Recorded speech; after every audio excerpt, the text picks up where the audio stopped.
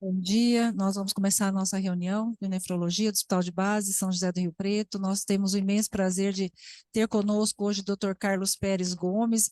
Eu vou fazer só uma breve introdução aqui. O Dr. Carlos se graduou pela Universidade Federal do Rio de Janeiro e fez residência de nefrologia pela Universidade do Estado do Rio de Janeiro e mestrado em medicina pela Universidade Estadual também do Rio de Janeiro e doutorado em ciências biológicas, a parte de fisiologia renal, pelo Instituto de Biofísica Chagas Filho, da Universidade Federal também do Rio de Janeiro. Atualmente ele é professor adjunto de nefrologia da Universidade Federal do Estado do Rio de Janeiro, médico nefrologista do Serviço de Nefrologia e Laboratório de Fisiopatologia Renal, também da Universidade Federal do Rio de Janeiro, professor colaborador do programa de pós-graduação em clínica médica da Universidade do Rio de Janeiro, e médico subinvestigador do Centro de Paramiloidose, Antônio Rodrigues de Mello, da Universidade Federal do Rio de Janeiro. Então, esses são um breve resumo do currículo do Dr. Carlos, e hoje ele vai nos dar o prazer de falar sobre a acidose tubular renal na prática clínica.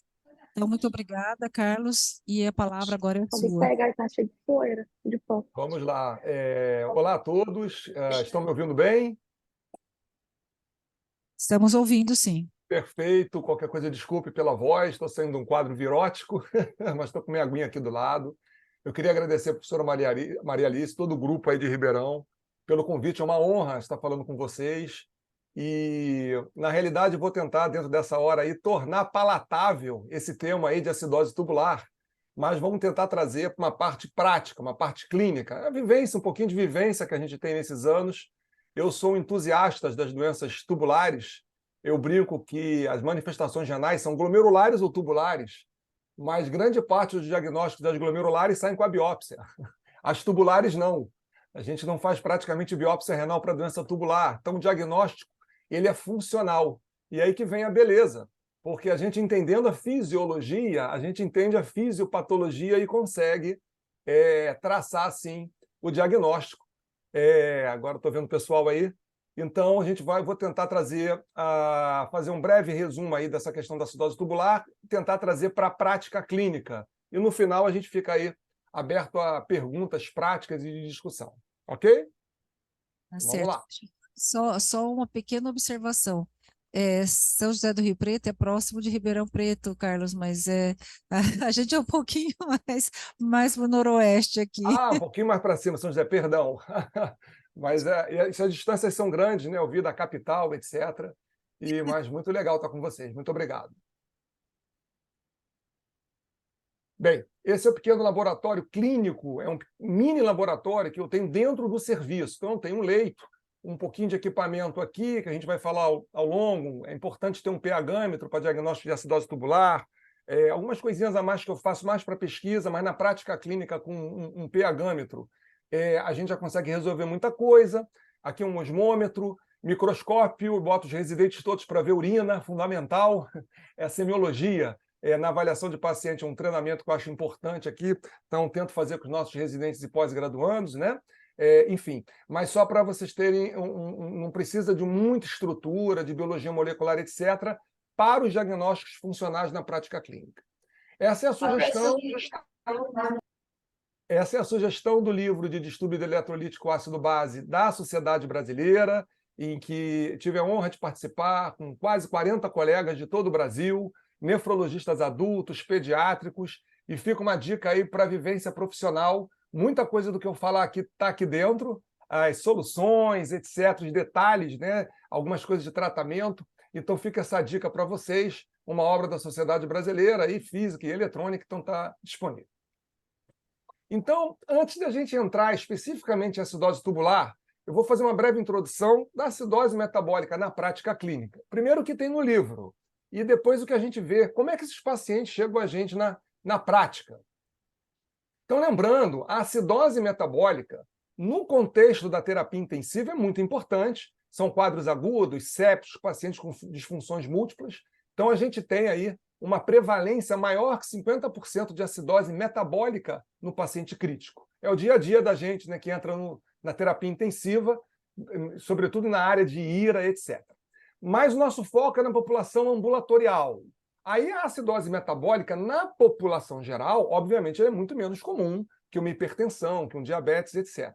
Na nossa população nefrológica, já aumenta muito, obviamente, a prevalência de acidose metabólica, sobretudo em pacientes com doença renal crônica, uma doença muito comum. Nos estágios mais avançados, estágio 4 e 5, a gente já chega a ter mais de 20% dos pacientes com acidose metabólica. Estamos acostumados nos ambulatórios e consultórios de nefrologia. Então, do livro, a gente tem aquela avaliação clássica de acidose metabólica. Então, diante de um paciente com acidose metabólica, com bicarbonato baixo, né, pH baixo, nós calculamos o anion gap, ou hiato aniônico sérico, sódio menos cloro e o BIC. E quando esse anion gap está aumentado, ou seja, cai o bicarbonato e o anion gap está aumentado, colegas nefrologistas todos estão acostumados com isso, eu tenho uma acidose do tipo com gap alto, ou seja, normoclorêmica. E a fisiopatologia aqui é a adição de ácido no extracelular, aquelas causas clássicas. Acidose lática, cetoacidoses, rabdomiólise, IRA, a doença renal crônica por queda de taxa de filtração e as intoxicações exógenas, são as principais. Existem outras mais raras. E diante de um paciente com acidose metabólica, a gente já aprendeu nos livros, com bicarbonato baixo, obviamente no sangue, está com acidose metabólica, e quando a gente calcula esse gap ele está normal, é porque o cloro está elevado, ou seja, uma acidose metabólica hiperclorêmica. Então, nesse caso, não entrou um ácido na circulação. O vermelho não aumentou, não entrou um ânion junto com hidrogênio na circulação. Então, se não entrou um ânion junto com hidrogênio na circulação e o BIC está baixo, quem tem que subir para manter a eletroneutralidade é o cloro. Então, a gente está falando aqui das acidoses metabólicas no sangue hiperclorêmicas. E aí entra nosso tema. Nas acidoses hiperclorêmicas, a fisiopatologia, eu tenho, geralmente, perda de base do meu corpo. E essa perda pode ser extrarrenal, são as perdas digestivas gerais, né? Diarreias, colostomias, etc. Mas eu tenho as perdas renais de bicarbonato ou falha em acidificar a urina. Isso são as chamadas acidoses tubulares, que é o nosso tema. Acidose tubular renal, então, é uma forma de acidose metabólica hiperclorêmica. Só que o paciente não lê o livro. Então, o paciente, a gente não vai ver um paciente que chega com uma gasometria ou um bicarbonato sérico encaminhado, eu tenho uma acidose metabólica, e encaminha para o nefrologista investigar. Não é assim, geralmente, que o paciente chega. No hospital, às vezes, sim. Mas como é que o paciente vai chegar ao nefrologista para a gente pensar em acidose tubular? Ele pode ter hipopotassemia, então ele vai ter manifestações, paralisia periódica, arritmia por hipocalemia. Eu recebo pacientes que tiveram internações em emergência por hipocalemia, para investigar. Alterações de consciência taquipneia, também relacionadas à acidose e hipocalemia. Síndromes de poliúria, e aí a gente vai investigar por que esse paciente tem uma disfunção de concentração, pode estar associada à acidose tubular. Eu tenho, muito comum, um paciente ter quadros de nefrocalcinose e cálculo renal de repetição. E aí, na investigação de uma litíase renal ou de um depósito de cálcio, né, na medula, nefrocalcinose, esse paciente, a gente faz um diagnóstico de acidose tubular. Na pediatria, uma criança que tem déficit de crescimento. E eu já peguei adultos, recentemente eu tenho uma paciente já na adolescência, com múltiplas fraturas, que eu estou investigando, e, na realidade, essas múltiplas fraturas, por osteomalácia, é secundária à acidose tubular, aqui geralmente mais nas formas distais. Então, são vários fenótipos em que a gente pode fazer um diagnóstico de acidose tubular. Então, tenham isso em mente. É aquela coisa clássica da acidose metabólica hiperclorêmica, que eu vou investigar a perda renal ou extrarrenal. Isso é a minoria. A maioria dos diagnósticos serão feitas por aqui.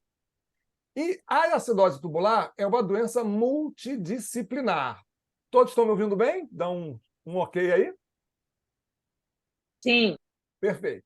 Então, eu tenho paciente. Então, obviamente, nós somos nefrologistas, mas os colegas, por exemplo, da endocrinologia, vão pegar pacientes com alguns distúrbios que pode ser acidose tubular. O ortopedista vai operar fratura de repetição, no caso que eu tive agora recente, que eu comentei, 4 cirurgias por fraturas espontâneas numa jovem. E isso pode ser uma acidose tubular. Pediatria, as formas hereditárias que nós vamos falar, relacionadas a quadros graves, às vezes na neonatologia, com hipocalemia, com acidoses graves. Então, vários especialistas vão ter fenótipos, e aí a gente vai ter que pensar em acidose tubular. E só para trazer um exemplo, agora uma publicação recente de um grupo chinês, mostrando, por exemplo, que se eu tenho uma acidose metabólica, então, no sangue crônica, em crianças ou adultos, eu já tenho sinalização direta desse excesso de hidrogênio via esse receptor aqui, OGR1, uma coisa mais nova, mas só para dar importância que isso ativa a osteoclastogênese. Então, por exemplo, tem acidose metabólica crônica, vai lesar osso. E esse paciente, criança, vai desenvolver um raquitismo ou adulto uma osteomalácia. Essa é uma publicação também de colegas na Índia, eles trabalham muito também com tubulopatia hereditária, só para mostrar fenótipos, olha, em pediatria ou adolescência inicial, de geno vagum ou geno varum, alterações de dentição, nefrocalcinose, osteopenia grave, e às vezes esse paciente aqui, ele tem uma acidose tubular, nesse caso são acidoses tubulares hereditárias. Então, a manifestação já bem no início da vida. Esse é um paciente do meu grupo, por exemplo, esse tem uma doença rara, dando um exemplo de uma doença rara, essa síndrome aqui, que a gente jogou para o congresso aí, em brasileiro, algum congresso para trás, a Simpson-Gola-Bemel, uma síndrome rara, pectus escavado, é um diagnóstico diferencial com gigantismo, o paciente parece acromegálico, e eu fiz um diagnóstico de acidose tubular nesse paciente. Então, eu posso ter acidose tubular per si hereditária, com problema nos transportadores, mas eu posso ter outras doenças, por exemplo, genéticas, e esses pacientes evoluírem, por exemplo, com acidose tubular. Nesse paciente tinha, por exemplo, ele tem hipercalciúria, ele tem litise, nefrocalcinose bilateral, está em tratamento, está bem clinicamente, mas para mostrar em que a acidose tubular pode ser hereditária dela forma primária ou está, inclusive, associada a outras múltiplas doenças genéticas. Então, nós vamos responder essas 4 perguntas, ou tentar responder, para a prática diária do nefrologista. O que é acidose tubular, classificação atual, as principais causas, como diagnosticar, como é que eu faço na prática clínica para fazer o diagnóstico dos subtipos de acidose tubular, e, no final, umas dicas aí de tratamento para a gente poder discutir. Então, em termos de classificação, vamos entender aqui em 5 minutos a fisiologia ácido-básica, porque senão a gente não entende a classificação, o diagnóstico e o manejo. Só para lembrar, o pH da gente varia mais ou menos de 4,5 na urina até 7, 7,5. A maioria das pessoas vai ter um pH de manhã entre 5,5 e 6,5, chamada zona de segurança. Por que não é interessante um pH muito ácido? Porque eu posso precipitar, por exemplo, cálculo de ácido úrico, isso não é interessante. Por que não é interessante um pH muito alcalino, 7,5, 8, 8,5? Eu precipito, por exemplo, cálculos de cálcio e fósforo, eu favoreço a infecção urinária. Então, fisiologicamente, a gente tem um pH nesta faixa. Mas é entender que se um paciente tem uma acidose metabólica sistêmica, eu espero que o rim consiga acidificar a urina, porque ele está tentando jogar hidrogênio, poupar bicarbonato, jogar hidrogênio para fora. Então, a grande dica, claro, a gente sabe disso. Se eu tenho um paciente com acidose metabólica sistêmica e o pH dele não está muito ácido, está mais para alcalino, tem alguma coisa errada na fisiologia. Então, 2 slides, só para relembrar a fisiologia, para a gente entender a clínica. Esse aqui é uma foto do néfron proximal. Eu brinco assim, né, na aula de fisiologia, eu participo ainda na aula de fisiologia no curso básico de medicina, que o rim tem 2 objetivos para manter a homeostase ácido-básica. Ele tem que, primeiro, todo o bicarbonato filtrado, que é o principal tampão do sangue, ele tem que ser regenerado. O rim tem que... Porque se escapar na urina, a gente morre em 1 hora. A gente perde todo o bicarbonato na urina com uma lesão proximal grave. Então, o rim tem que recuperar o bicarbonato. E isso é feito principalmente no túbulo proximal. A segunda missão no rim é feita mais no néfron distal, que é secretar hidrogênio. E vocês lembram da seguinte estequiometria. Cada bicarbonato que é recuperado no rim é um hidrogênio que vai para a urina. E vice-versa. Cada hidrogênio que é secretado na urina é um bicarbonato que volta para a circulação. Então, essas são as 2 missões principais.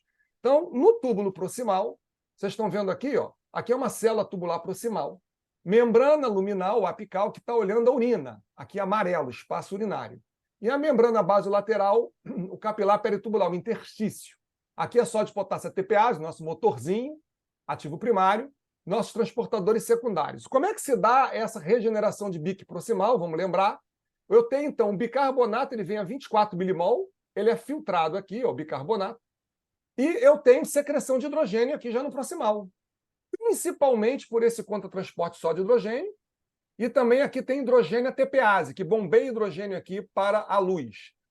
E nós temos a enzima adendrase carbônica. Existem 15 isoformas dessa enzima.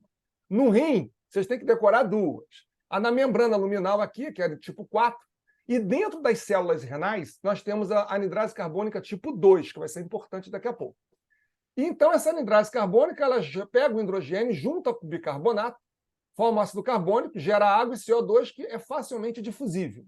CO2 entra na célula, se te lembra da fisiologia, ocorre o contrário, com a anidrase carbônica tipo 2, e no final das contas, o que acontece? Cada hidrogênio que é secretado aqui, eu vou ter uma molécula de bicarbonato sendo devolvida para o sangue, por esse cotransporte aqui, sódio-bic, o NCB1. Então, isso tudo funcionando faz com que 80% a 90% do bicarbonato seja reabsorvido no túbulo proximal. Um pouquinho é reabsorvido lá também na alça de Henle, no distal, mas principalmente no proximal. Opa, lesão proximal, então. Se eu tiver uma lesão aqui generalizada, uma síndrome de Fanconi, ou mutações pontuais desses transportadores aqui, o luminal, ou desse basolateral, que são raríssimas, geralmente a lesão proximal ela é generalizada. No adulto, geralmente é secundária a doenças ou drogas, eu vou ter escape de bic na urina, eu vou ter bicarbonatúria. E como é que eu meço isso? Eu teria que medir o bicarbonato na urina, uma gasometria urinária, que isso é uma coisa difícil. Eu tive esse aparelho por mais de 10 anos, que eu media eu fazia gasometria urinária no meu laboratório, e infelizmente, no início do Covid, o aparelho pifou, faliu a empresa que montou esse aparelho, é o único aqui na América Latina, e eu não tenho mais como fazer gasometria urinária por enquanto. Vou tentar recuperar. Então é difícil medir bic na urina. Mas o padrão ouro seria calcular a fração de excreção de bicarbonato com bicarbonato urinário sérico. Se for maior que 5 a 10%, eu teria, então, num paciente com bicarbonato sérico corrigido, essa escape de bic na urina, acidose tubular proximal. E agora eu estou no néfron distal. Olha aqui. Eu estou no duto coletor. Aqui a célula principal do duto coletor e aqui as células intercalares. Qual a importância aqui do néfron distal? Aqui eu vou ter uma forma muito importante de secreção de hidrogênio. Então, na célula principal intercalada, na célula principal está aqui, eu tenho aquele canal de sódio, o INAC, que é canal epitelial, onde entra sódio, e cada sódio que entra empurra potássio para fora aqui pelos canais de potássio, e lembrar que o hormônio que age aqui, a aldosterona, ela estimula esse transportador aqui também, favorece a secreção de potássio, e a aldosterona também tem o efeito de favorecer a secreção de hidrogênio, pelo hidrogênio ATPase luminal. Então, lembrar que situações que eu tenho sódio chegando e aldosterona alta, eu vou acidificar mais a urina. Por isso que no hiperaldo primário, ou nos pseudo-hiperaldosteronismos, eu tenho alcalose metabólica, eu acidifico mais. Ao contrário, se esse canal não funcionar, não chegar sódio, não vai sair potássio, vai dificultar a secreção de hidrogênio, porque eu tenho mais sódio na luz, que não está absorvido. E se eu tiver pouca aldosterona ou uma resistência tubular à ação da aldosterona, eu vou secretar menos hidrogênio na urina. O que o paciente vai ter? Acidose metabólica. Ao contrário, então ele vai ter acidose metabólica porque não está jogando hidrogênio na urina. E, geralmente, hipercalemia. Isso vai ser uma das fisiopatologias da acidose tubular, no caso, a tipo 4. Então, como é que funciona isso aqui? O rim tem que jogar hidrogênio para fora. O hidrogênio livre é o pH que a gente mede. Só que isso é menos de 10%, menos de 5% do hidrogênio na urina. Mais de 90% do hidrogênio na urina, ele sai metade na forma de acidez titulável, com principalmente tampão fosfato, e a outra metade, isso aqui é muito importante, com amônia. A amônia que recircula aqui no néfron, tem transportadores para isso, a NH3, quando o hidrogênio é secretado aqui com o hidrogênio ATPase, forma um NH4, o amônio, o cátion. E aí ele junta com cloro e sai na urina. Então, em fisiologia, por exemplo, eu tenho, 80 quilos. Eu tenho que jogar 80 mEq de hidrogênio por dia nas 24 horas. É 1 mEq por quilo. Metade sai na forma de acidez titulável e metade na forma de amônio. Então, se eu não tiver amônio aqui circulando, se eu não tiver secreção de hidrogênio, eu vou ter menos amônio na urina. e isso vai me levar a uma acidose tubular. E grande parte de fisiopatologia de lesão de acidose tubular é porque eu tenho pouca excreção de amônio na urina. Não sei se vocês sabem, se vocês almoçarem daqui a pouco, comerem muita carne, a gente ganha uma sobrecarga ácida. O rim consegue aumentar até 5 vezes a excreção de amônio. É uma forma da gente manter a homeostase ácido-básica. Se eu tiver problema tubular e eu não tiver esse amônio aqui sendo excretado, eu vou ter dificuldade de jogar essa carga ácida na urina. E aí eu vou desenvolver acidose metabólica. Como é que eu meço isso? A acidez titulável, isso aí é mais para pesquisa, para prática a gente não precisa. Eu faço uma titulação aqui para fazer essa medida. E o amônio também não é muito disponível na prática clínica, a gente tem que fazer medida, dar um pouquinho de trabalho, e isso aqui eu faço mais a título de pesquisa de acidose tubular. Na prática, o que a gente usa é ou um pH, um pHmetro, para fazer o diagnóstico que eu vou mostrar já para vocês. Então é isso. A excreção renal de ácido seria a acidez titulável mais amônio que sai na urina, e o BIC é zero. Vocês sabem quanto é o bicarbonato urinário quando a gente faz gasometria? É próximo de zero, 0,5, 1. É por isso que não pode botar urina em aparelho de gasometria de sangue. Os aparelhos não são calibrados para fazer essas dosagens. O PCO2 na urina ele pode ser muito mais elevado, o bicarbonato próximo de zero, então não há calibração nos aparelhos convencionais de gasometria. Teria que ser um aparelho específico. Mas o BIC é próximo de zero fisiologicamente. Então, agora a gente vai entrar na acidose tubular. Só aqui uma homenagem ao Dr. Soriano, nefropediatra espanhol muito importante nas classificações de acidose tubular. Começou lá atrás, as primeiras descrições em crianças e adultos com esses autores. O primeiro termo de acidose tubular já foi na década de 50. O que seria uma acidose tubular? É um paciente que tem um problema tubular, uma insuficiência tubular, sem problema glomerular. E Soriano e colaboradores que cunharam os termos que a gente usa até hoje. A primeira acidose tubular foi descoberta no néfron distal, com problema de secreção de hidrogênio. Então, por isso que é a acidose tubular distal tipo 1, que foi a primeira, isso confunde a gente. A segunda descrita na década de 60 foi a proximal, que não reabsorve bicarbonato, é a tipo 2. E aí foi descrita uma tipo 3 no final da década de 60, que é um problema genético raríssimo de anidrase carbônica, em que eu tenho um problema. Como tem anidrase carbônica, tanto no proximal quanto no distal, então perde bicarbonato e não secreta hidrogênio. É tipo 1 mais 2. É a chamada tipo 3, que é muito rara. E a última a ser descrita, que é a mais comum nos adultos, é a tipo 4, que é a acidose tubular, também num problema distal, mas é diferente o problema. Aqui eu não tenho ação da aldosterona. Ou falta aldosterona, ou é resistente à aldosterona. Então, qual é a diferença dessa aqui para essas duas aqui? É porque nessas duas aqui, geralmente o paciente perde potássio também. Então, ele tem, geralmente, hipopotassemia. E nessa aqui, o paciente ele tem hiperpotassemia, porque eu não tenho ação da aldosterona. Então, a gente, em livro, em clínica médica, está acostumado em tipo 1, tipo 2 e tipo 4. Mas em nefrologia, nós temos 5 tipos. Eu vou mostrar. Então, essa é a definição de acidose tubular: diminuição da regeneração de BIC no proximal ou de secreção de hidrogênio no distal. Ou ambos, tipo 2, tipo 1, ou ambos, tipo 3. E uma síndrome clínica caracterizada por acidose hiperclorêmica. Aí é que vem a prática clínica. Nos adultos, eu posso dizer para vocês que eu tenho metade dos pacientes ou mais que eu tenho com acidose tubular em adultos distais não tem acidose metabólica no sangue. São chamadas formas incompletas de acidose tubular. E a gente vai ver como diagnostica isso. Então, tipo 2 proximal, tipo 1 distal, tipo 4 distal, forma hipercalêmica. Essa é a classificação da medicina clínica. Da gente, como especialista, a classificação é essa aqui, ó. São 5 subtipos. Continua proximal, que não reabsorve BIC. Continua tipo 4, que é a forma hipercalêmica que não haja aldosterona. Porém, a forma acidose tubular tipo 1, ela tem 3 subtipos. A distal clássica, em que não secreta hidrogênio. A que perde BIC proximal por um problema de anidase carbônica, aí eu brinco que aí soma 2 com mais 1 dá 3, que quase não é descrita, é muito rara. Mas existe uma forma de distal em que, na realidade, não é por um problema de secreção de hidrogênio nos transportadores da hidrogênio TPase. É um problema, digamos, de voltagem. É porque o sódio não entra na célula principal, como eu falei, e aí não secreta hidrogênio. Essa é a chamada acidose tubular distal voltagem dependente ou forma hipercalêmica. Então, guardem, nefrologistas. São 5 tipos de acidose tubular.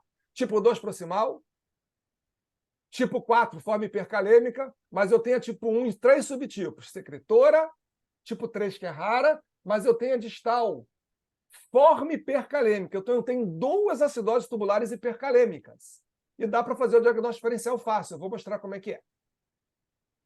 Podemos continuar? Então, vamos lá. Essa é a tabela clássica, já tem 20 anos de publicação, que foi que me estimulou aí para essa área. Das classificações aqui dos 5 subtipos, tipo 2, tipo 4, e a tipo 1 clássica, com perda de BIC associada, ou forma hipercalêmica ou voltagem independente. Vários exames funcionais devem ser realizados para saber o subtipo, mas eu vou tentar simplificar isso na prática clínica. Bem, quais as principais causas de acidose tubular? Para a gente chegar no diagnóstico. Eu dividi, então, em tipo 2, que é com perda de BIC, em tipo 1 e em tipo 4. E na tipo 2, que é com perda de BIC, as formas hereditárias são raríssimas. Eu não tenho nenhum paciente com essas formas. Seria um problema nesse contratransporte só de hidrogênio, que é autossômico dominante, ou um problema recessivo nesse cotransportador. É muito raro. Pessoal, a acidose tubular proximal geralmente vem junto com outros distúrbios do túbulo proximal. Perda de fósforo, muita perda de sódio, perda de cálcio. Então, geralmente, eu tenho uma síndrome de Fanconi completa ou incompleta. Mas é muito raro uma acidose tubular proximal isolada. Essas seriam as formas hereditárias. Eu não tenho esses casos. E aí sim, isso aqui a gente tem muito, vocês também. São as formas secundárias que vão levar a um Fanconi completo ou incompleto. Essas são algumas doenças hereditárias mais raras diagnosticadas na pediatria. Isso a gente vê já muito. Essa semana eu estou com um Fanconi completo por mieloma múltiplo, por IgG. As cadeias vão passando ali, vão lesando o túbulo proximal. Eu quero chamar a atenção para algumas drogas que causam muita lesão proximal. A própria cetazolamida, que é um inibidor de anidase carbônica, tanto proximal quanto distal, mas principalmente proximal. Drogas quimioterápicas, metais pesados. Tenofovir. Quem lida com paciente HIV, o tenofovir é tóxico. Tenofovir, que tem no Brasil ainda, antigo TDF, que é mais nefrotóxico. A gente tem trabalhos nessa área e ele faz muita lesão tubular proximal. Já tem um novo tenofovir no mercado, né? O TAF, que parece ser bem menos nefrotóxico, mas eu vou observar com o tempo para ver o que acontece. Entre outras causas aqui, amiloidose, enfim, de proximal. Então, alguns exemplos. Geralmente aqui, esse cristal na urina aqui é patognomônico, quase, né? De cistinúria, pacientes que têm doenças de depósito, aqui, Wilson, aí são doenças mais raras, mas o que a gente vai ver mais no adulto com Fanconi é adquirido por doença sistêmica, tipo monopatia monoclonal e por drogas. Agora, a acidose tubular distal, que é a tipo 1, que tem pouca excreção de amônio, aquela que tem 3 subtipos. A tipo 3 é raríssima, pode guardar. Então, geralmente, a gente tem a tipo 1 clássica, que não secreta hidrogênio, o problema aqui, ou aquela voltagem dependente, que o sódio não está entrando aqui, ou porque não chega sódio, ou porque tem um problema genético ou alguma droga. Então, quais são as causas hereditárias? Aí eu tenho casos. Ou eu tenho um problema na hidrogênio TPase, que são formas recessivas, e essa proteína aqui, a hidrogênio TPase, ela tem, por exemplo, no ouvido médio, no subtipo. Então, esses pacientes podem ter surdez, por exemplo, bilateral. Existe uma forma basolateral, muito rara, que é um problema nesse trocador bicarbonato-cloro, e esse é o principal transportador das hemácias, na membrana, o transportador cloro-bic. Então, tem pacientes, por exemplo, que podem ter alterações de hemácias ou velocitose, isso é mais raro, mas pode acontecer. E aqui, ó, há o problema na anidrase carbônica. Esse amarelinho aqui vai ter uma acidose tubular distal, mas vai ter proximal também. Então vai ser a tipo 1 secretora, voltagem ou a 3? Vai ser a 3, que é o problema proximal distal. Muito rara essa tipo 3. Aqui é o dia a dia do nefrologista, ainda mais a gente que lida com adultos. Eu vou ter algumas doenças genéticas causando, como, por exemplo, a anemia falciforme. Ela pode dar tanto a tipo 1 forma hipercalêmica, quanto a forma hipocalêmica. Então, a gente tem que ficar de olho. Drogas. O que eu quero chamar a atenção de drogas? A anfotericina B é modelo de lesão. Pacientes tomam anfotericina B, ele, além de desenvolver, ele pode desenvolver até disfunção renal glomerular, mas o paciente com anfotericina B, ele vai fazer uma acidose tubular tipo voltagem independente. Ela lesa a membrana luminal. Então, esses pacientes costumam ter o quê? Eles podem ter tanto hipocalemia, na forma clássica, digamos assim, secretora, quanto hipercalemia. Mas, geralmente, eles vão ter hipopotassemia, que é típico da anfotericina B, e acidose hiperclorêmica. A amiloride do Bactrim, o Bactrim, trimetoprim do Bactrim, e a amiloride bloqueiam o canalzinho de sódio, aquele NAC. Então, eles vão causar acidose tubular, de forma distal, daquela voltagem dependente. Então, se eu pego um paciente que está com uma acidose metabólica, que está com hipercalemia, tomando Bactrim, provavelmente é droga, eu tenho que tirar a droga. Já tive casos assim. Quem usa amiloride, que é um bloqueador, né, um poupador de potássio, induz, por exemplo, obviamente, acidose metabólica. Então, são causas diretas de acidose tipo 1. Mas o que é mais comum, Carlos? Aqui, ó. Doenças imunes. A principal causa que eu pego, sobretudo em mulheres, que é muito mais prevalente, de acidose tubular adquirida na faixa a partir dos 30 anos, síndrome de Sjögren. Eu, obrigatoriamente, quando faço diagnóstico de acidose tubular distal, eu tenho que pesquisar Sjögren. Até 20% dos pacientes com Sjögren primário, desenvolvem acidose tubular. É muito comum. Lúpus é menos comum. As hepatopatias crônicas, nefrocalcinose causa acidose tubular distal e, ao contrário, quem tem acidose tubular pode evoluir, que eu vou mostrar com nefrocalcinose, porque tem hipercalciúria e hipocitratura. Rim esponja é uma causa de acidose tubular, tem também paciente com rim esponja, mas eu quero que vocês guardem a mensagem aqui, ó, doença autoimune, sobretudo Sjögren, como causa de acidose tubular distal. E, finalmente, agora aquela tipo 4. Qual é a tipo 4? Lembro? É aquela que a aldosterona não age. Essa é a mais comum. Cai em prova aí, ó. Qual é a acidose tubular mais comum? Essa aqui vocês já viram, eu tenho certeza. É aquele paciente diabético no ambulatório que tem 1,5 de creatinina, 1,4, uma disfunção glomerular leve, estágio 3A, 3B, e o potássio dele está em 6. 6,5. Por que esse paciente tem hipercalemia tão importante? Provavelmente porque ele tem diabetes e causa baixa secreção de renina. Então, ele tem um hiporreninismo com hipoaldosterona. Isso leva a uma hiperpotassemia. Não é uma lesão no túbulo por resistência à aldosterona, mas é baixa produção, no caso. E tem doenças que são resistentes, que o túbulo fica resistente à aldosterona, como, por exemplo, o paciente falcêmico, que pode dar tanto a tipo 1 que eu falei aqui, como a gente vai ver a tipo 4. Então, aqui são os exemplos de tipo 1, como eu falei, o Sjögren, etc. A nefrocalcinose é em tipo 1, tá? Na tipo 1, geralmente forma secretora, é muito comum ter isso aqui, ó. Olha aqui, não é contraste, não. Nefrocalcinose medular bilateral. Principais causas se eu pego um doente com nefrocalcinose medular bilateral. Eu afasto o hiperpara primário, mas eu diria que acidose tubular tipo 4 aí compete com o hiperpara primário, ou é mais comum como causa de nefrocalcinose bilateral. Tem vários casos. E a tipo 4, que eu já tinha adiantado um pouquinho, é a resistência à aldosterona. Então, eu não tenho sódio entrando aqui, eu tenho pouca secreção de potássio e pouca secreção de hidrogênio. Então, qual é o fenótipo do paciente? Ele vai ter, geralmente, ele vai ter acidose, obviamente, metabólica, porque não secreta hidrogênio, mas ele vai ter hiperpotassemia, potássio alto no sangue. Quais são as formas hereditárias? São raras, mas eu tenho paciente. Então, eu tenho paciente, por exemplo, com mutação desse transportador INAC. Nasceu assim.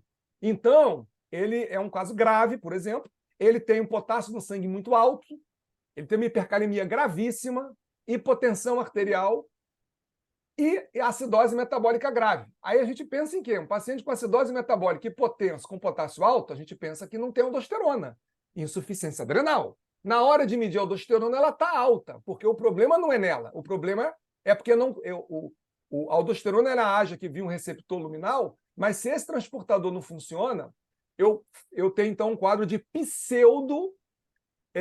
hipoaldosteronismo, pseudo-hipoaldosteronismo, que é muito raro. Ou um problema no receptor direto aqui. São os pseudo-aldosteronismo tipo 1A e tipo 1B. São extremamente raros, são hereditários. O que é muito mais comum na prática clínica? São as causas secundárias, como eu falei.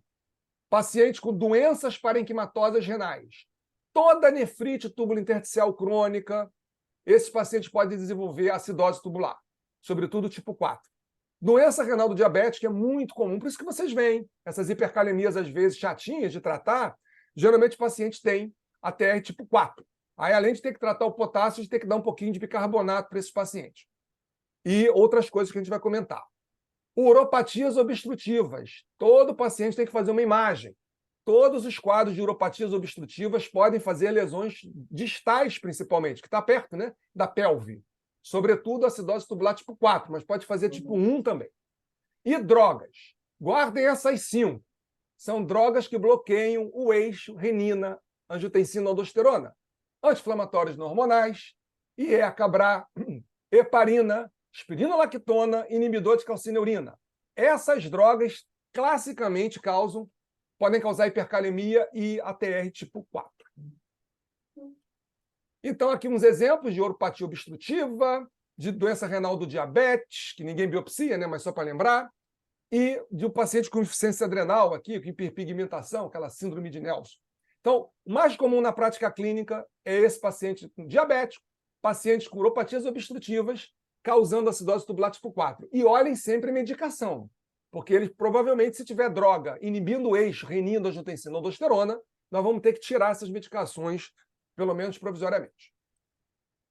Bem, mas, Carlos, isso aí é complexo. Como é que você faz na prática? Como é que a gente diagnostica um paciente com acidose tubular? Então, vamos lá. Estão vivos aí? Temos oxigênio? Agora vamos para a vida real.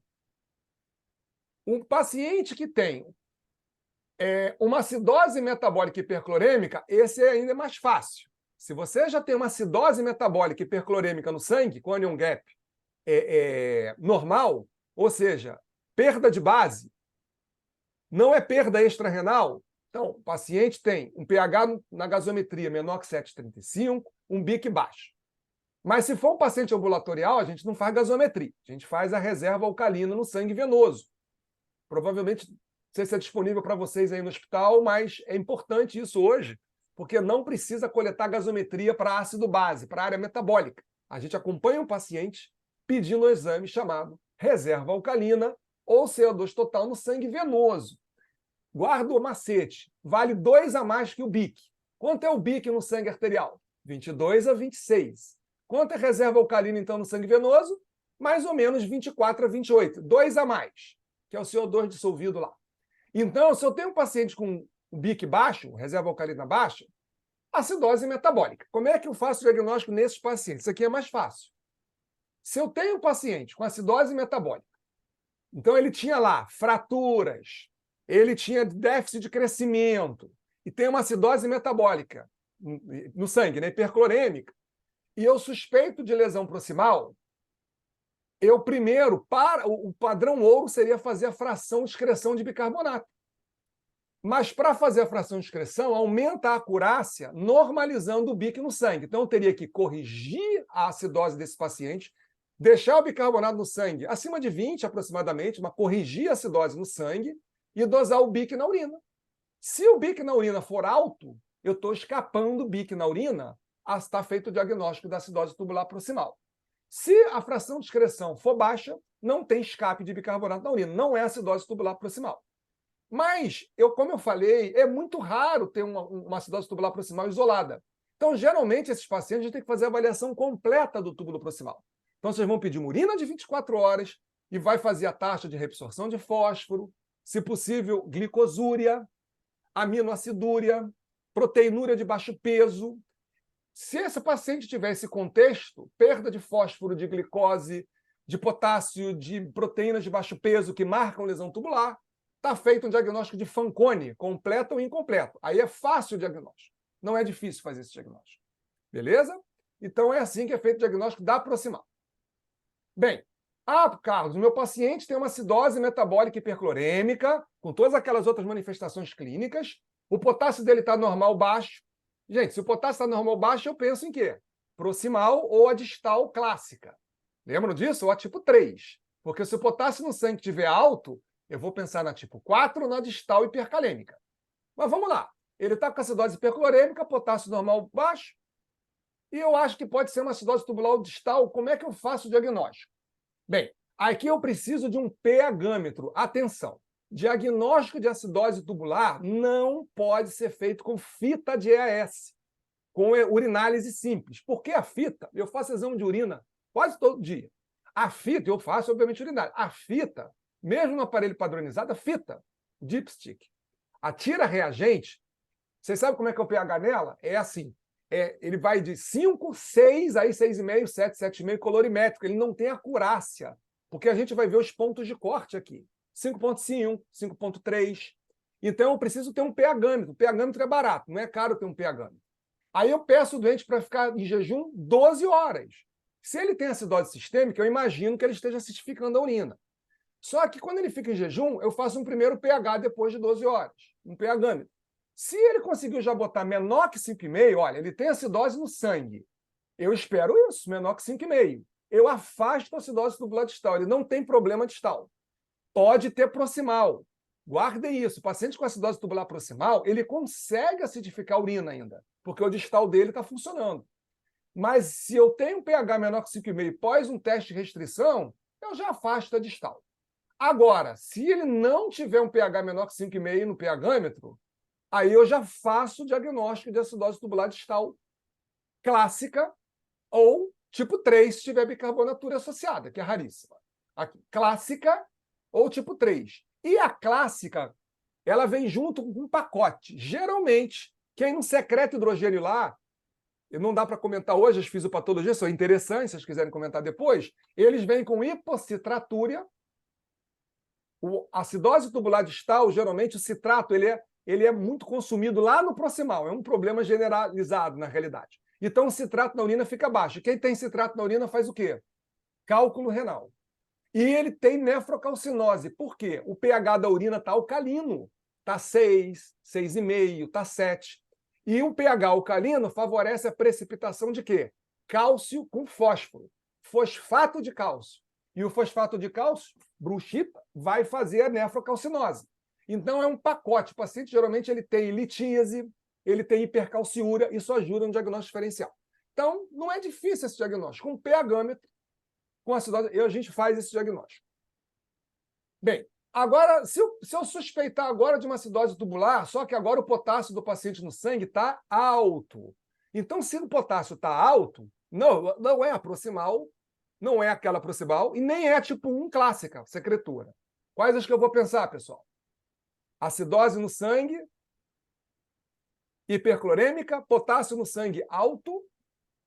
Eu tenho duas formas, então. Ou eu tenho a tipo 4, que é a que não haja aldosterona, ou eu tenho aquela tipo 1 chatinha, tal da voltagem dependente, que tem várias causinhas, né? E aí, como é que eu faço o diagnóstico diferencial? pH-metro. Por quê? Na tipo 4, o paciente é capaz de acidificar a urina. Então, eu deixo o paciente 12 horas em jejum para estimular o sistema renina-angiotensina-aldosterona. Mas ele ainda consegue, na tipo 4, apesar de ter essa resistência à aldosterona, ele tem secreção de hidrogênio ainda, algo preservada, porque não tem um problema nos transportadores de hidrogênio. E ele consegue ainda botar um pH menor que 5,5. Aí eu fiz o diagnóstico da tipo 4. Aí o diagnóstico diferencial, eu tenho que fazer outras coisas, ué. É diabético? Etc. Aí aqui que sempre é bom dosar aldosterona e atividade de renina, para saber se a aldosterona... Porque se a renina for baixa com a aldosterona baixa, eu vou para um lado. Se a renina for baixa com a aldosterona alta, eu vou para outro lado. E se os dois estiverem altos, eu vou para outro lado. Diagnóstico diferencial. E se o pH não baixar, aí é tipo 1, voltagem dependente. Guardem a mensagem. Acidose tubular tipo 1 no néfron distal, seja a clássica, que perde potássio também, geralmente potássio do sangue está normal ou baixo. Seja tipo 3, que é rara. Ou essa aqui com potássio alto, em nenhuma delas o paciente bota o pH menor que 5,5. Então, se o pH for menor que 5,5, eu já tiro a tipo 1. Aqui, então, é tipo 1. E geralmente vem com pacote. Ele pode ter hipocitratura, nefrocalcinose, etc. E aí foi feito o diagnóstico. Então, esse é um algoritmo, aí vocês depois prático. Agora vem o mais complexo. E aqui é o mais complexo, que é a vida real. Eu estou no ambulatório, no consultório, e a gente recebe um parecer de um paciente que veio com nefrocalcinose bilateral para investigar. Litíase renal de repetição. Manifestações ósseas, fraturas espontâneas. E ele tem hipercalciúria. Aí o pessoal de endócrino, o pessoal de reumato não está entendendo. Aí ele tem uma densitometria ruim. Como eu já peguei paciente, por exemplo, homem com osteoporose com 30 e poucos anos de idade. E por aí vai. Esse paciente, será que esse paciente pode ter uma acidose tubular como causa de hipercalciúria, como causa de hipocitratura, como causa de nefrocalcinose? Aí eu faço bicarbonato no sangue. Só que quando eu faço no sangue, ele não tem acidose metabólica. E ele não tem acidose metabólica. Então não são os algoritmos anteriores que eu acabei de mostrar, que são os de livro. E como é que eu faço agora? Bem, esse paciente, mesmo não tendo acidose metabólica, ele já pode ter um problema de acidificação urinária. É o que a gente chama, que é a acidose tubular distal, é tipo 1. Só que não tem acidose no sangue, então chama de forma incompleta. Não é uma TR completa. Esse paciente não tem, por enquanto, acidose da forma completa. Ele pode evoluir para isso. Mas ele já tem problema. Aí qual é a pergunta que você tem que fazer? Carlos, mas aí, como é que eu vou adivinhar? Se o paciente não tem acidose no sangue metabólica, vamos entender o raciocínio. Como é que eu vou diagnosticar uma acidose tubular? Então eu vou estressar o rim do paciente, ou eu vou provocar uma acidose metabólica, que era o teste clássico, ou eu vou dar drogas para estimular a secreção de hidrogênio do néfron, que é o que eu faço, são os testes menos invasivos, digamos assim, e esse rim vai ter que acidificar a urina. Aí é problemático, porque aí eu tenho que ter o paciente dentro de um pequeno laboratório e ele vai ficar algumas horas comigo lá fazendo um teste funcional. Se ele acidificar, passou no Enem, passou no vestibular. Ele não tem a TR distal. Se não acidificar a urina, ele tem a TR distal forma incompleta. Não sei se melhorou o raciocínio para os colegas. Então, o paciente agora não tem acidose no sangue. Bem, então, classicamente, a gente induzia... eu cheguei a fazer, fiz residência já há uns 20 anos, eu cheguei a fazer teste de cloreto de amônio, alguns grupos fazem. Você induzia o paciente, a criança ou o adulto, com cloreto de amônio, é horrível. Você induz uma acidose metabólica, tem contraindicações, hepatopatia, não pode fazer, tem seu risco, tem que coletar gasometria para provar que o paciente entrou em acidose metabólica. E esse é o teste padrão ouro, induzir uma acidose metabólica e ver se o pH da urina cai menor que 5,3. O ponto de corte agora é 5,3 na urina. E há mais ou menos, em 2007, essa publicação de Walsh e colaboradores na Inglaterra, eles substituíram esse teste do cloreto de amônio com um teste que usa furosemida com fludrocortisona. O que a furosemida faz? A furosemida bloqueia aquele transportador tríplice, lembram disso? E joga para frente o quê? Sódio, potássio e cloro. O sódio que vai andar lá para frente, ele entra no canal do INAC, aí favorece a secreção de hidrogênio. Então, quando eu uso furosemida, diurético de alça, o que os doentes têm no sangue, geralmente? Eles podem ter alcalose metabólica, que aumenta a secreção de hidrogênio. Tiazídico também. Né? Tiazídico também, quando a gente usa tiazídico, a gente promove a alcalose metabólica. Então, a furosemida já ajuda. E a dofludrocortisona. O que é fludrocortisona? É aldosterona, né? É um mineralocorticoide, que vai agir e vai aumentar também a secreção de hidrogênio, promovendo a absorção de sódio no INAC, promovendo a secreção estimulada da hidrogênio ATPase. Então, esses testes aqui, eles foram muito bons para substituir o do cloreto de amônio. Não é uma maravilha. O padrão ouro ainda é o cloreto de amônio, mas a acurácia é muito boa. e você não leva risco ao paciente de induzir uma acidose metabólica. Você está estressando basicamente o rim. Como é que é o protocolo que eu faço lá? O paciente chega em jejum, 8 horas da manhã no laboratório, aí é feito, faço o pH, para a pesquisa eu faço amônia acidez titulável, para a prática só o pH, ele vem com 12 horas em jejum. Se ele já conseguir colocar um pH aqui menor que 5,5, ele já passou ali no Enem, no vestibular praticamente. Ele consegue acidificar. Se ele não passar aqui no Enem, no vestibular, ele vai ganhar furosemida e fluorocortisona via oral, eu libero o líquido e eu vou ficar coletando a cada hora uma urina dele, amostra de urina. Ele fica preso lá no laboratório. Durante até meio-dia, são 4 horas de teste. E eu faço uma curva de pH, entenderam? Qual é o objetivo? Tem que baixar menor que 5,3. Baixou, passou, acidifica. Não baixou, reprovado. Então, o paciente é diagnosticado com acidose tubular, forma o quê? Incompleta. Ele não tem ainda acidose sistêmica. Então, esse é um pouco mais chatinho de fazer o diagnóstico, porque a gente precisa ter ali um nefrologista. Esse exame não é disponível em laboratórios, seja privados de maneira geral, porque você tem que ter um médico ali para efetuar as análises. Então, é um pouquinho, a gente aí tem que referir para algum centro aí para fazer esse tipo de diagnóstico.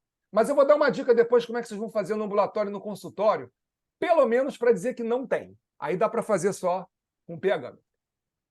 Então, inicialmente, há muitos anos, eu fiz primeiro testes controles, pessoas saudáveis. Olha que legal. Pessoal saudável, você joga furosemida com fluorocortisona, todo mundo acidifica para menor que 5,3. E aumenta a acidez titular e aumenta a excreção de amônio, porque eu estou estressando o rim para acidificar. Eu tenho aumento de acidez titulável e aumento de amônio nesses pacientes na forma incompleta. O paciente com forma incompleta, o amônio basal dele não é baixo, não, é tranquilo. Mas ele não consegue aumentar muito o amônio, não. Aqui é o controle. Então, a gente já fez alguns trabalhos, por exemplo, síndrome de Sjögren. A gente fez trabalho em Sjögren primário, eu detectei praticamente 1/5 dos pacientes têm acidose tubular distal. Tudo forma incompleta aqui. 24%, 1/4 dos pacientes tem acidose tubular distal, forma incompleta, e começa a tratar. Porque senão ele vai desenvolver, vai piorar a nefrocalcinose, vai fazer litíase, pode fazer disfunção renal. É uma indicação de tratamento que é imunológica. Inclusive, esse diagnóstico precoce é interessante. Ao meu ver, o pessoal da Reumato aqui no Rio, de maneira geral, de 2 ou 3 instituições, todo Sjögren primário, eu faço, a não ser que eles tenham um pH já na urina basal muito baixo, eu testo, para ver se tem a forma incompleta. Aqui, por exemplo, em outra área. Esse aqui é um outro trabalhinho aí que a gente eu orientei no passado, já na área de transplante. Eu fui comparar, por exemplo, tacrolimus versus sirolimus, porque a gente aprende que o tacrolimus é muito nefrotóxico para o túbulo e o sirolimus é menos. Não é isso? Porém, eu fui ver isso para acidose tubular. Para minha grata surpresa, eu encontrei o mesmo percentual em 30 pacientes em cada braço transplantados com acidose tubular distal pós-transplante. Então, esses inibidores de calcineurina, seja tacrolimus, ou sirolimus e emitor, eles podem fazer também distúrbio de acidificação. Tem que ficar de olho aí, pessoal pós-transplante, está aumentando os transplantes. Não esqueçam que o doente transplanta, ele continua sendo um paciente com doença renal crônica pós-TX. Não esqueçam de avaliar a reserva alcalina no ambulatório pós-transplante, potássio, etc., porque esses pacientes podem fazer lesão tubular, pelo próprio transplante ou pelos imunossupressores. E aqui na área de HIV, tenofovir, que nós demonstramos, o tenofovir é muito culpado, né, para lesão proximal, e a gente demonstrou lesão distal também no grupo com tenofovir. Mas esse tenofovir que dá lesão, muita lesão, está indo embora. Você já sabe que está chegando no mercado o TAF, então os brasileiros já estão começando a ter acesso ao novo tenofovir, que é o TAF, e parece ser bem menos nefrotóxico, que é muito bom.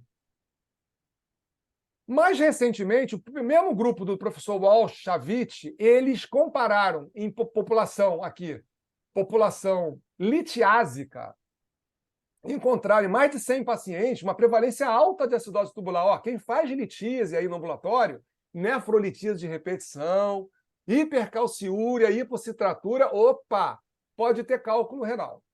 Eu pergunto, qual paciente faz cálculo renal com acidose tubular distal tipo 1 ou proximal? O distal tipo 1, que tem hipercalciúria e hipocitratura. O proximal não faz cálculo renal, porque o proximal ele perde citrato na urina na acidose tubular proximal. Então, protege contra cálculo renal. E tem um hiperfluxo. Então, ele não faz cálculo renal. Eu tenho uma família com lesão tubular proximal que faz cálculo renal. Mas aí é uma doença hereditária, doença de dentes disease, que aí eu tenho formação de litíase, mas é muito específico. Lesão tubular proximal, Fanconi, não faz litíase. Quem faz litíase é a acidose tubular distal. E aí esses autores, mesmo o Walsh, que é do grupo anterior, eles viram que alguns pacientes se acidificavam com cloreto de amônio e não no teste que a gente faz com furosemida e fluidocortisona. A sensibilidade é muito boa do teste, mas ele perde um pouco de especificidade. Então, o padrão ouro seria o cloreto de amônio. Porém, o furosemida com fluidocortisona, ele tem uma acurácia bastante razoável. Então, eles propuseram que eu faria esse teste que a gente faz se o paciente passasse, não tem diagnóstico de ATR distal incompleta, e se não passasse, vamos fazer um amônio depois para confirmar mesmo. Mas isso aqui é complicado, por os efeitos colaterais e contraindicações. E mais recentemente, o próprio professor Walsh, agora ano passado, em videoconferência, o grupo colocou que eles continuam usando o teste furosemida com fluidocortisona, que é o que é na nossa prática. Mas alguns grupos, aqui no Brasil, inclusive em São Paulo mesmo, usam, têm acesso e usam cloreto de amônio, ainda para induzir acidose metabólica. Mais uma vez, esse grupo mostrando as acurácias, muita boa sensibilidade e valor preditivo negativo, perde um pouquinho de especificidade, mas é o que a gente faz na prática. Então, finalizar, para falar um pouquinho em 5 minutos de tratamento, como é que eu faço, então, num paciente que não tem acidose metabólica e eu suspeito de forma incompleta? Aqui. E esse paciente, eu boto ele em jejum, todos ficam em jejum 12 horas, e eu faço o primeiro pH no pH-gâmetro. Menor que 5,5, passou. Não acidificou aqui, aí eu faço o stress teste com furosemida e flúdro. Menor que 5,3, que é o ponto de corte, cai um pouquinho, passou. Não tem acidose tubular forma incompleta. Não passou, e o ideal seria fazer um cloreto de amônio, mas eu não tenho disponível, eu não faço há muitos anos. E na impossibilidade de fazer, ou na contraindicação, muitos pacientes são contraindicados de fazer. Aí, uma dica que eu dou é dosar o citrato. Lembra que eu falei que veio um pacote? Geralmente a TR distal, tipo 1, geralmente tem hipocitratura associada e tal. Então, eu fecho o diagnóstico já aqui, se não passar, e com citrato urinário baixo, corrobora mais ainda essa forma incompleta de acidose tubular. Então, esse aqui que é o mais chatinho de diagnosticar. Os com acidose no sangue é mais tranquilo. E até agora eu falei, precisei de pH-gâmetro. A gente precisa ter um pH-gâmetro para fazer esse diagnóstico. Esse é só um exemplo, para falar agora de tratamento. É uma paciente que eu vi há mais de 10 anos, uma jovem que desde a infância tinha história de surdez neurosensorial, ela tinha uma osteodistrofia grave, a paciente era cadeirante, chegou para mim ainda cadeirante, já na adolescência, nefrocalcinose bilateral. E no teste funcional, aqui um teste completo que eu fiz dela, ela não conseguia concentrar a urina. Pacientes com lesão distal, às vezes, têm distúrbio também de concentração urinária no osmômetro. Ela não passou no primeiro, 7,13, ela tinha o sangue dela, ela tinha acidose metabólica aqui, 12. Então, só que isso aqui eu já fecharia distal. Mas eu, de qualquer forma, eu fiz o teste funcional por ser um problema genético, mostrando que ela não conseguia acidificar mesmo. Não conseguia baixar nem de 6 o pH. Eu fiz um amônio dela baixo, inclusive um amônio baixo, que era uma forma aqui completa, e um amônio muito baixo, típico da acidose tubular, forma completa, com amônio baixo urinário. Mas ela tinha um bicarbonato urinário relativamente elevado, porque com essa acidose aqui, eu teria que corrigir a acidose primeiro para dosar, mas com certeza aqui tinha um escape de Bic. E eu fiz o PCO2 urinário na época, que eu fazia a variação do PCO2 urinário no sangue, mas hoje eu não consigo fazer mais porque eu estou sem aparelho. Por que eu fechei o diagnóstico? Essa jovem, ela tinha uma acidose tubular distal tipo 1, forma secretora, com surdez neurosensorial e um pouco de bicarbonatura. Essa paciente, a gente corrigiu a acidose dela, ela está há mais de 10 anos no ambulatório, ela anda hoje. Ela caminha, ela tem um geno VAR1, mas ela consegue caminhar e ter uma boa qualidade de vida com a acidose metabólica corrigida. E para terminar, para a gente abrir, rapidamente, é um slide e uma dica.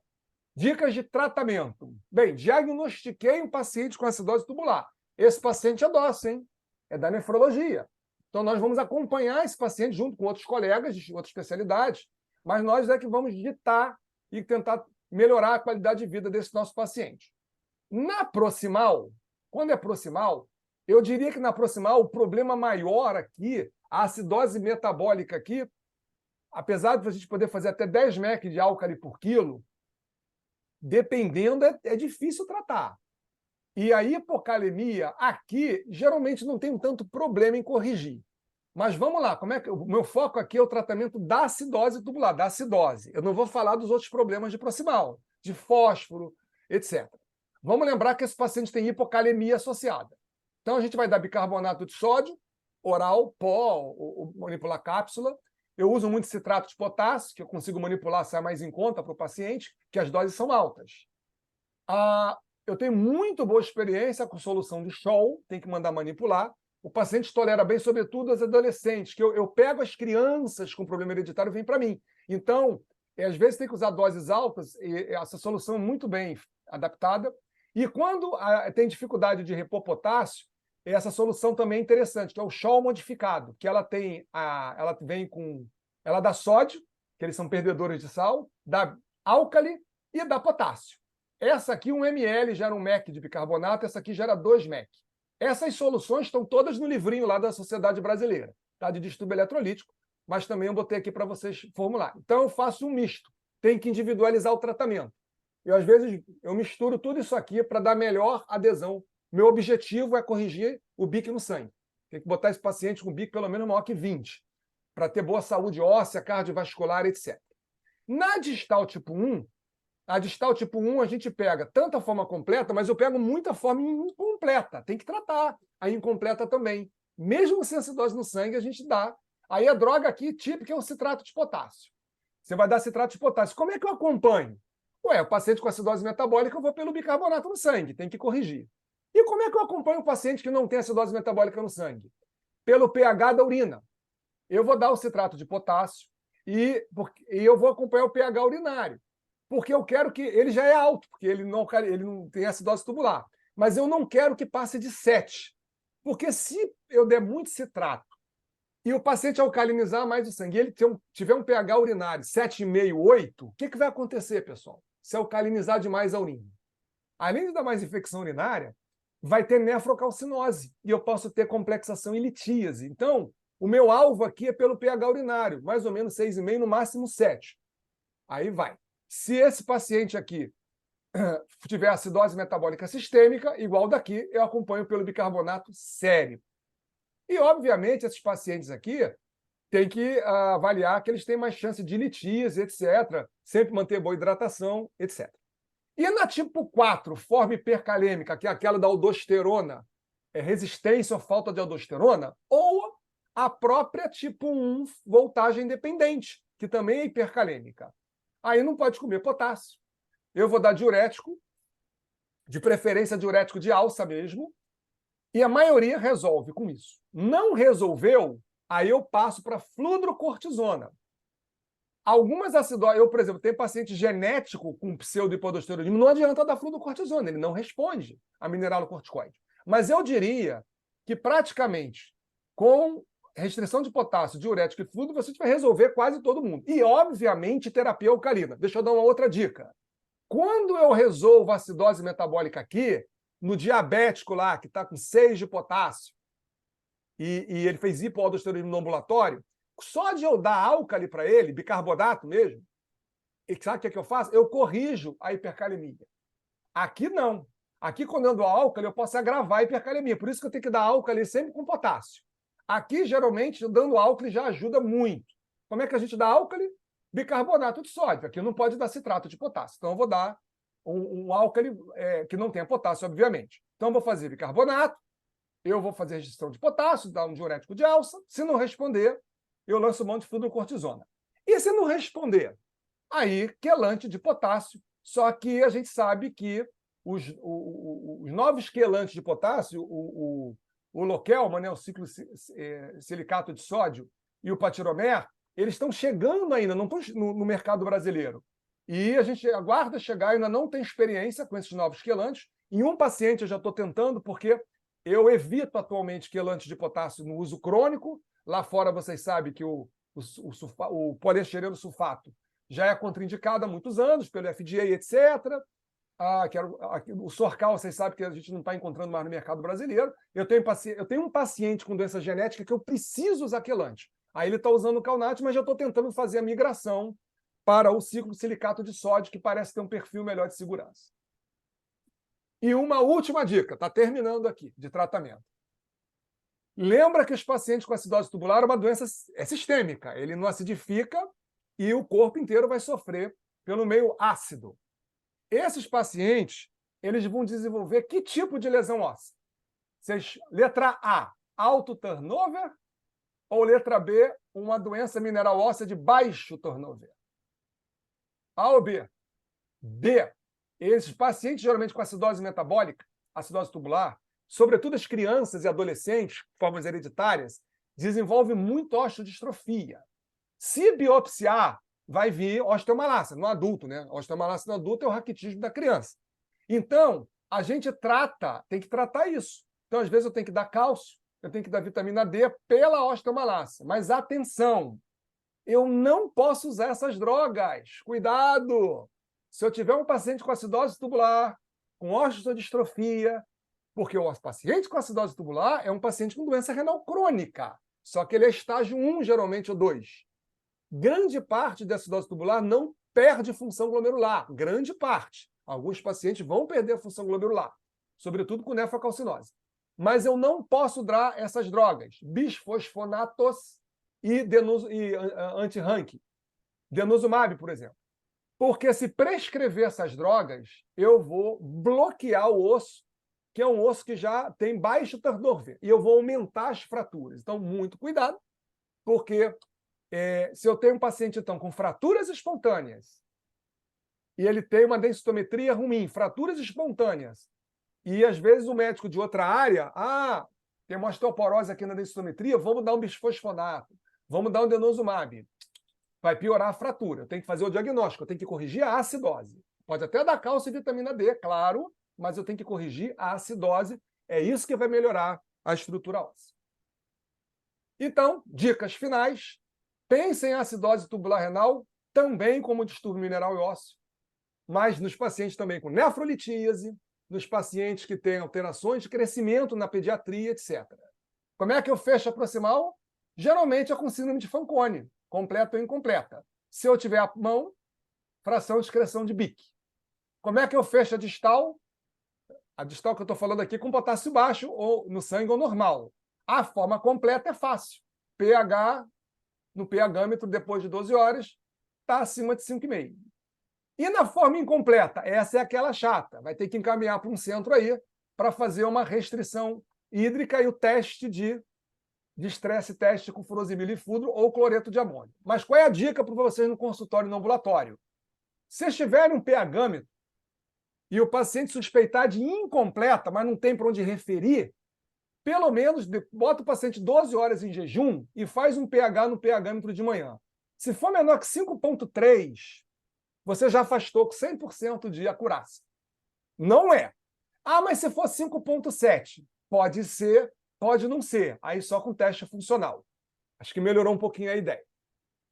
Nos pacientes com hiperpotassemia e acidose tubular, pode ser a tipo 1, a forma voltagem dependente, ou do problema da aldosterona, tipo 4. Essas são as mais comuns na prática clínica, com hipercalemia. Aí é só fazer o pH-metria de jejum, para um lado, não acidificou a tipo 1, acidificou a tipo 4. Aí depois faz o diagnóstico diferencial. E a última mensagem, eu tenho trabalhado nos últimos anos, eu gosto muito de doença genética, eu trabalho em outras áreas, com amiloidose hereditária. Isso aqui é agora o presente da nefrologia, não é mais o futuro, aliás, de várias especialidades.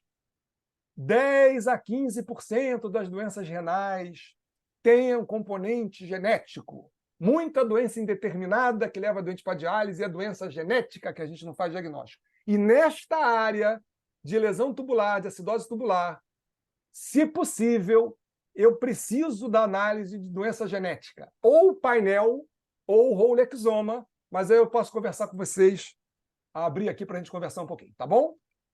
Mais uma vez o livrinho aí da Sociedade Brasileira, fica a dica para vocês no dia a dia, e eu agradeço aí a disposição e a coragem de chegar até aqui para discutir a acidose tubular. Obrigado.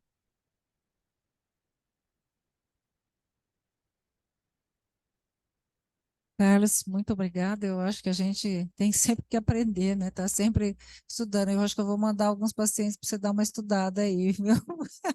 Tá ficando difícil, mas eu acho que assim, sempre um tema extremamente difícil, interessante, mas que a gente precisa, né?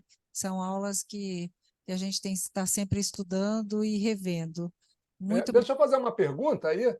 Primeiro, obrigado pela participação. Vamos abrir aqui para trocar uma ideia prática de vida real. Doutora Luciana, você tá aí em São Paulo? Nossa, desculpe. É uma ex-residente nossa. Ah, quem que é? A Luciana? Luciana Marchetti. Luciana. Estou Eu em vou São Paulo, voltei para minha terrinha. Não, tá bom, você está no primeiro Fui mundo. para Blumenau, depois agora em São Paulo. Você está no primeiro mundo, fica tranquilo aí. Rio de Janeiro de bom Nada, São eu sei O que Rio de Janeiro, fez, eu sei o que único fez. ativo que a gente tinha era o Flamengo, mas agora também já está descendo a ladeira. Mas vamos lá. Eu estou no Primo Pobre aqui de São Paulo. Tô na Santa Casa de Santo Amaro, Legal, muito que bom. reabriu tem um ano a hemodiálise, tem um ano que reabriu, tô aqui. Tá joia, parabéns. Muito bom te ver. Mas é Eu isso, também, pessoal.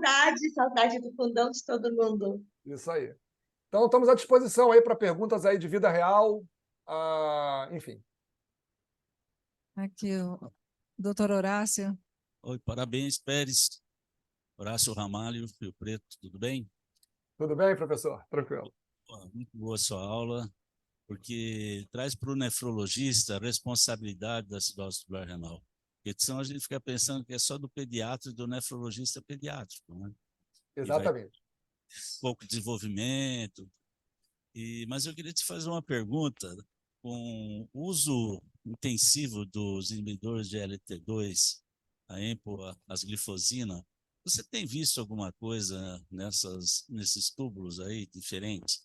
Porque já tem trabalho que mostra que melhora a litíase, mas também no tipo 4, com hiperpotassemia renina e aldosterona baixa, o uso dela, você acha que pode interferir? A gente faz Excelente. isso aí que nós vamos começar a entender um pouco tudo isso aí? Perfeito. Excelente pergunta.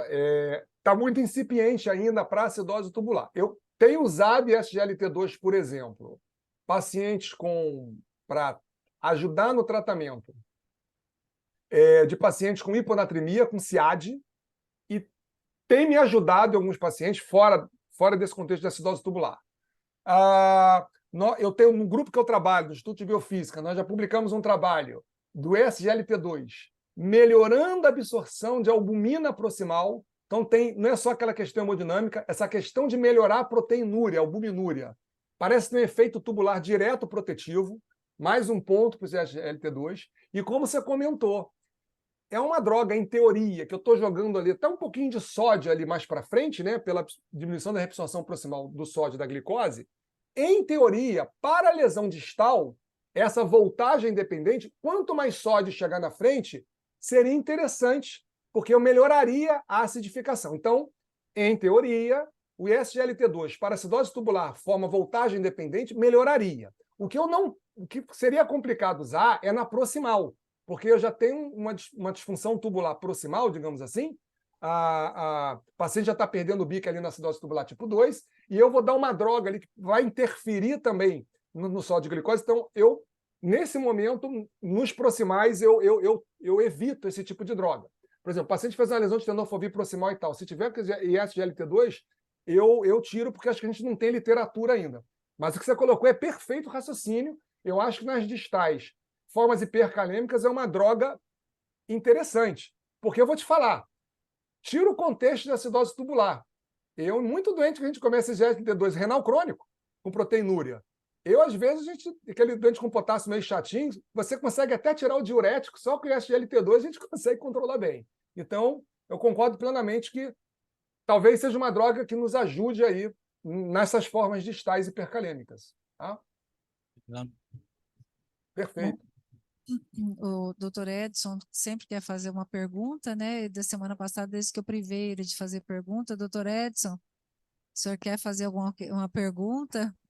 Não, hoje estou só admirando aqui, eu já assisti a aula do Carlos algumas vezes, é sempre uma novidade. Eu gostaria que ele mandasse para todo mundo esse artigo. Eu não conhecia esse artigo que ele acabou de citar. Gostei do artigo. Vou botar no grupo para a gente. Ah, sim, Tá bom? na realidade eu sou consultor clínico. O grupo lá do laboratório pegou camundongo com Sim. diabetes, modelo de diabetes, trapezotocina, etc. Então e também cultura de célula proximal. Aí é trabalho grande, laboratório maior, né? Tem toda a biologia molecular, etc. E é interessante que ali não tem efeito hemodinâmico de você dar IGLT2 e baixar a vasoconstricção na aferente, diminui a proteinúria porque diminui a pressão intraglomerular. Mas comprovou que ele melhora a reabsorção proximal de albumina, efeito direto no sistema megalina. Não Muito conhecia. interessante. É. É uma droga assim, túbulo protetora, não é só glomérulo protetora, tem efeito túbulo protetor. Então, quem sabe Gostei de ouvir. eu encaminho aí para Alice, no grupo. aí manda. Com certeza. E você já fez um trabalho uma vez sobre distúrbios tubulares em transplantado, né? Fala um pouquinho para a gente. Sim. Na realidade, a gente fez um trabalhinho, porque a gente tem a questão da rapamicina. A gente sabe que a rapamicina dá mais proteinúria. Aliás, esse mesmo grupo que eu trabalho, a gente acabou de publicar um paper com rapamicina, mostrando o contrário, mostrando o efeito de proteinúria pela rapamicina, mesmo modelo. Porque a gente acha... De onde vem a proteinúria da rapamicina? Do glomérulo, né? Proteinúria glomerular, que às vezes o paciente... Né? Mas ela diminui, ela faz o contrário do SGLT2. Ela inibe a absorção de albumina proximal. Mas voltando para a acidose tubular, era isso. A gente tem essa coisa da ciclosporina, tipicamente, né? Ciclosporina tacrolimus, a gente fez o grupo com tacrolimus, eu esperava encontrar mais acidose tubular por tacrolimus, que a gente já está acostumado, do que com sirolimus, né? O inibidor de mTOR. E nesse grupo que a gente fez, 30 contra 30, a prevalência foi igual. Eram pacientes que tinham função do enxerto boa. Aliás, até aproveitando sua pergunta, quando eu vou fazer a avaliação da acidose tubular, geralmente o paciente eles têm boa função glomerular, vamos entender isso. Eles geralmente têm taxa de filtração todos acima de 45. Quando o paciente já tem um dano glomerular muito elevado, por exemplo, um paciente estágio 4, 5 de doença renal crônica ou de disfunção do enxerto, eu tenho dificuldade de entender meu teste de acidificação. Apesar de poder fazer, ele já tem muita lesão túbulo intersticial da doença renal crônica dele, ele confunde um pouco mais a gente. Esse grupo transplantado, por exemplo, eles tinham 1,2 de creatinina, um bom tempo de transplante, enxertos funcionando bem, lá no ambulatório, e aí fomos testar esses pacientes, eles não tinham, a maioria não tinha acidose metabólica, bicarbonato no sangue relativamente tranquilo e já com disfunção de acidificação, nas duas drogas. A dica que eu dou é no pós-transplante ambulatório, igual no conservador. Dose em reserva alcalina desses pacientes, não esqueçam disso, porque esses transplantados podem fazer acidose metabólica e a gente não vê. E lembro que eles já tomaram corticoide, ou estão tomando corticoide. Então, já toma corticoide que lesa o osso. E vai ter uma acidose metabólica, aí depois a gente faz um DMO, um distúrbio mineral e ósseo, grave, fratura, etc. E nós temos grupo, eu trabalho com a doutora Aline, a gente tem um grupo de doença mineral e óssea, que a gente faz coorte de pacientes com fratura, etc. É muita lesão. E esses pacientes, eles têm que ter, a gente precisa corrigir. E corrigir a acidose é barato, né, gente? Dar bicarbonato é barato pra caramba. É remédio mais barato. Muito obrigado. Valeu. Isso aí, obrigado, muito Alice. obrigado. Perfeito. Obrigado, Maria Alice. Obrigada, Edson. A doutora Luciana levantou a mão rapidinho para a gente poder encerrar, mas obrigada. Claro, prazer. Só para, não é diretamente relacionada à aula, né? Mas como falou da IGLT2 e você falou que ele não faz só proteção glomerular, mas também tubular, só para me tirar a dúvida, essa proteção seria mais de túbulo distal mesmo? Que eu li um trabalho de meta-análise que viu o risco de reduzir hipercalemia, né? Paciente diabético, em detalhe dessa meta-análise, né? E aí, por enquanto, é só uma proteção de túbulo distal mesmo, nefrodistal, proximal não? Entendi. Não, na realidade, o modelo usado no laboratório é proximal, é célula de túbulo proximal, e na realidade, como a gente viu a absorção de proteína albumina, que 100% da albumina ela é absorvida no proximal. Então, a gente demonstrou túbulo proteção em modelo em vivo, animal e em célula e em animal, com o SGLT2. Como eu já tinha conversado antes com o professor, né, Luciana, eu acredito que na acidose tubular, por exemplo, vai ter algum tipo de benefício distal, mas isso ainda, eu acho que não tenho conhecimento ainda de trabalho específico, fica até uma ideia lá para a gente Porque analisar. já tem essa meta-análise falando de efeito em tubular distal para reduzir hipercalemia, né? Não, Então, a redução de hipercalemia, a gente vê isso na prática já. Eu então diria que provavelmente vai ter sim, alguma eu acho coisa que na aí. realidade, toda vez que a gente joga sódio lá para frente, né, o que vai jogando sódio lá para frente, eu favoreço a secreção de potássio. Isso é uma coisa interessante nos pacientes, sobretudo diabéticos, né, com doença renal, progressão, que eles têm chance da tipo 4, como a gente falou. Então, eu acho que é uma ferramenta interessante, mas ainda está muito incipiente nessa parte. O que eu já uso mesmo é em CIAD, eu tenho usado em pacientes com hiponatremia de difícil controle e ajuda o SGLT2, mas é uma droga. Essa análise ainda não te permite, então, não te dá tranquilidade para você usar a GLT2, que ele fala exatamente isso, né? Eu vou ler esse trechinho assim, né? Ocorre aumento da eletronegatividade luminal, né? Porque ele deixa o sódio chegar lá, né? E aí, situação ideal para excretar potássio. Então, é Dá pela mais mesma sódio, tecnologia que você está falando. aumenta a absorção de sódio, fica negativo e troca com potássio. Tem Então, todo é a mesma sentido. fisiologia, faz todo sentido porque você Faz falou, todo né? sentido. Faz todo sentido. Mas você ainda não acha que é o suficiente para você sair por aí. O SGLT2 é o novo IECA, como dizem, né? Botar na caixa d'água da cidade. Vai ter muita coisa boa. Iodo, IECA e Isso. GLT2. Obrigada. Obrigado, Luciana. Excelente. Obrigada. A gente vai ter que entregar a sala agora, que já estão pedindo aqui. Eu trabalho daqui a pouquinho também. Olha, muito obrigado, professora. Muito bacana esse canal que vocês têm, o excelente nível das palestras. Já vi algumas palestras de vocês. Fica no YouTube, se eu não me engano, disponível. Fica no nosso canal, no espaço. Para os meus alunos todos, de graduação, de pós, etc. também. E parabéns pela organização e pela oportunidade. Eu agradeço pela oportunidade. Tá bom?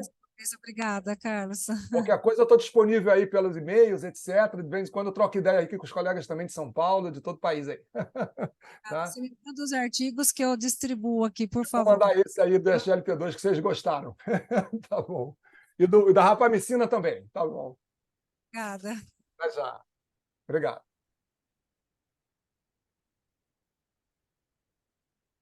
Tchau, tchau. Tchau, tchau.